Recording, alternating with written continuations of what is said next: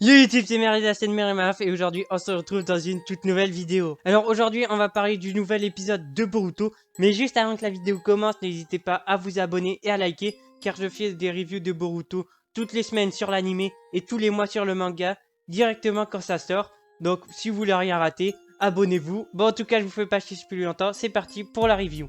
Bon alors déjà j'ai regardé vite fait les critiques de cet épisode et beaucoup de personnes l'ont critiqué. Alors selon moi, c'était un très bon épisode. Alors ok, il avait un rythme un peu lent. Ok, il n'y avait pas de combat.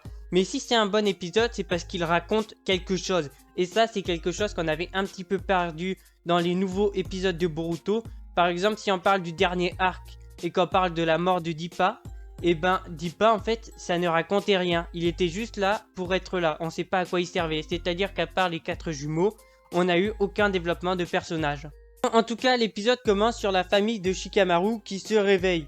Shikadai se réveille et il va dire tiens papa t'es pas censé être au bureau du Hokage ou j'en sais rien.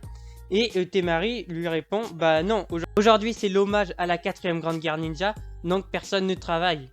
L'épisode enchaîne sur un discours de Tsunade. Et là, petite explication vite fait, pourquoi c'est Tsunade qui fait le discours et pas Naruto alors que l'Hokage actuel c'est Naruto. Si c'est Tsunade qui fait le discours, c'est pour une bonne raison. L'Hokage à l'époque de la 4ème grande guerre ninja, c'était Tsunade. Donc forcément, c'est elle qui fait le discours.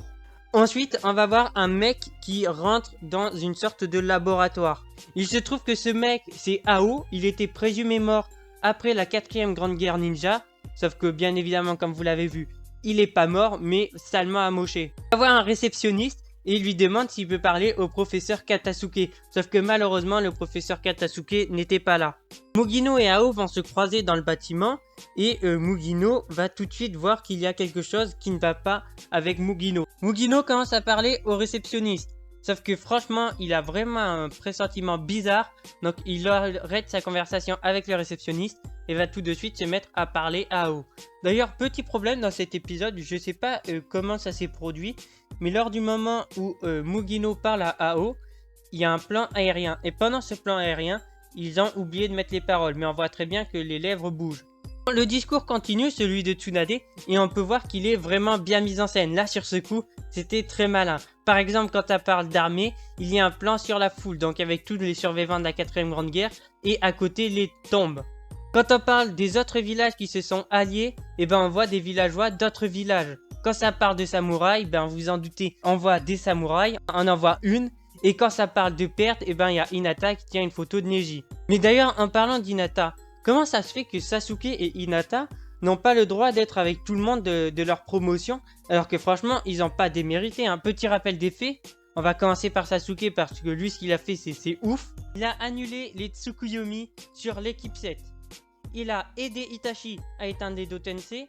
Et bien sûr, il a grandement participé au scellement de Kaguya. Suite à cela, il a même brisé les Tsukuyomi infinis avec Naruto. Pour ce qui est de Hinata, elle a sauvé la vie de Naruto quand il était à terre après avoir utilisé le mode ermite et qu'il n'avait quasiment plus de chakra. Une fois que Neji est mort, Naruto était prêt à passer avec l'ennemi et à coopérer avec Obito. Sauf que là, c'est Hinata qui lui a sorti cette idée de la tête et du coup, il a continué à se battre et il a donné du chakra à toute l'Alliance Ninja. Donc ces deux-là n'ont pas démérité d'être avec tout le monde en premier plan. Encore si vous m'aviez enlevé Tenten, Kiba ou Choji, je m'en fous, ils n'ont pas fait grand-chose. Mais là, même Sasuke n'y est pas, c'est dire. D'ailleurs, lui, il sera absent pendant tout l'épisode. À la fin de la cérémonie, Shikamaru commence à parler à Ino. Il lui explique qu'il a une pensée bizarre depuis quelque temps, qui pense que leurs parents, qui lui ont confié la tâche d'éliminer Jubi, ne croyaient pas qu'ils allaient réussir. Ao et Mugino sont partis déposer une fleur, en hommage bien évidemment. Sauf que là, Ao va lui révéler être un ancien shinobi, et Mugino va lui demander alors qu'est-ce qui s'est passé. À l'époque, il faisait partie des troupes de ninjas sensoriels dans le QG de la 4ème grande guerre ninja, mais que quand la bande de Biju a frappé, ça a été le seul survivant. D'ailleurs, petit fait intéressant, Ao a perdu son Byakugan. Mais en gros, n'espérez pas un combat de Ao avec un Byakugan étant donné qu'il l'a perdu. On va aussi expliquer que c'est Katasuke qui lui a réparé, qui lui a donné des prothèses pour les bras, pour les yeux, etc. Et que c'est grâce à lui s'il peut reprendre une vie normale. Shino va donc lui demander est-ce qu'il est encore Shinobi, et Ao lui répond que non, il a tourné la page et qu'il souhaite faire autre chose maintenant que Shinobi. Shikamaru va tout de suite reconnaître Ao, et là quand Shikamaru va l'appeler en disant eh oh Ao, bon il va pas dire comme ça mais t'as compris quoi, Mugino, il va directement se chier dessus, il va faire quoi? Ao, c'est le conseiller du Mizukage, c'est ça? Shikamaru va lui parler, et Ao lui dira que ça lui a fait très plaisir de le voir, et que maintenant il doit partir, il a d'autres choses à faire. Shikamaru, il y a une question qu'il démange depuis le début de l'épisode, et vous la connaissez. Est-ce que Shikaku pensait vraiment qu'ils allaient réussir à vaincre Jubi? Ao lui répond que oui, Shikaku pensait vraiment qu'ils allaient pouvoir vaincre Jubi. Un petit peu après dans la journée, Shikamaru est en train de rien faire, assis dans l'herbe. T'as son fils qui vient le chercher et qui lui dit de se bouger, de rentrer. Et à la place, Shikamaru lui demande s'il veut aller bouffer un truc avec lui. À la fin de l'épisode, on peut avoir la confirmation que en réalité, Ao n'a pas perdu ses réflexes de ninja, étant donné qu'il va nous les montrer dans une scène où il va attraper une feuille d'arbre.